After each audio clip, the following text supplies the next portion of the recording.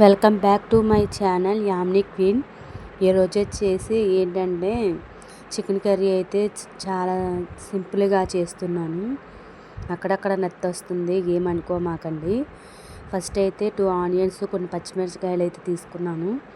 అవి మిక్సీ పట్టిన తర్వాత ఒక మూకిడ తీసుకున్న తర్వాత దాంట్లో కొంచెం ఆయిల్ వేసి పేస్ట్ పట్టాను కదా, ఉల్లిపాయ పచ్చిమిర్చి అవి వేగనిచ్చిన తర్వాత అవి బాగా వేగిన తర్వాత చికెన్ అయితే తీసుకున్నాను. శుభ్రంగా కడుక్కున్నాను, అది కడిగాను. కడిగిన తర్వాత అవి చూడండి చిన్న చిన్న పీసులుగా అయితే కట్ చేశాను.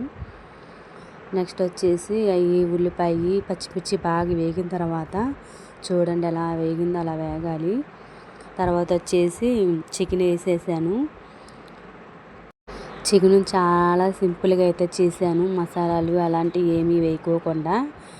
అలాగే చూడండి చికెన్ అయితే వేసాను కదా, అవి బాగా తిప్పిన తర్వాత వాటర్ అనేది బాగా ఎగిరిపోవాలి. ఎగిరిపోతేనే ఇప్పుడు మనం ఉప్పు కారం అలాంటివి వేసుకోవచ్చు.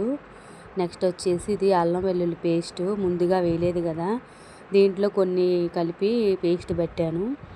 ఇది కావాలంటే మీరు లింకు మామూలుగా మీరు కామెంట్ చేయండి, నేను దీని గురించి స్పెషల్గా వీడియో చేస్తాను, షార్ట్ వీడియోలు కానీ ఫుల్ వీడియో కానీ.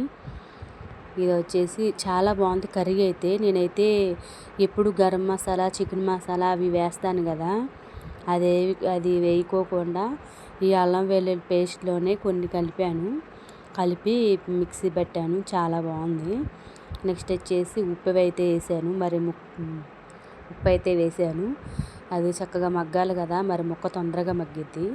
నెక్స్ట్ పసుపు వేసాను, తర్వాత తగినంత కారం అయితే వేసాను. కారం మనం ఎక్కువ వేసుకోవచ్చు, ఎందుకంటే నీసు కూరల్లో చక్కగా ఎక్కువ వేసుకుంటేనే టేస్ట్ బాగుండుద్ది. కర్రీ కూడా చాలా స్పైసీగా ఉండుద్ది. చూడండి ఎలా ఉందో చక్కగా.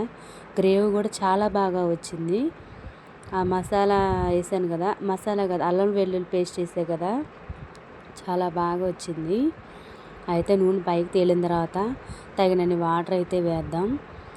వేసిన తర్వాత అవి కొంచెం మగ్గాలి, అవి కొంచెం మగ్గిన తర్వాత దించేసుకోవచ్చు. ప్లీజ్ మై ఛానల్ని ఎవరన్నా చూడని వాళ్ళు ఉంటే ఇప్పుడే చూసి సబ్స్క్రైబ్ చేయండి, లైక్ చేయండి. మరెన్నో కుకింగ్ వీడియోస్ మీకు పెడతా ఉంటాను. Please subscribe my channel.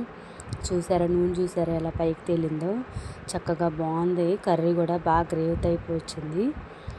మా ఆయన గారికి అయితే ఒక ముక్క అయితే వేసేస్తున్నాను. చూడండి నేను కూడా అందులో అసలు చికెన్ కర్రీ వండినంతసేపు బాగా చెమటలో అసలు మామూలుగా లేదు. ఈలోకి మా వారు వచ్చారు, మా వారికి అయితే ఒక ముక్క అయితే ఇచ్చాను, బాగుందని చెప్పారు. బాగుంటే బాగుందని చెప్తారు, లేదంటే బాగాలేదని చెప్తారు. ఇక అన్నీ మొహం మీదే.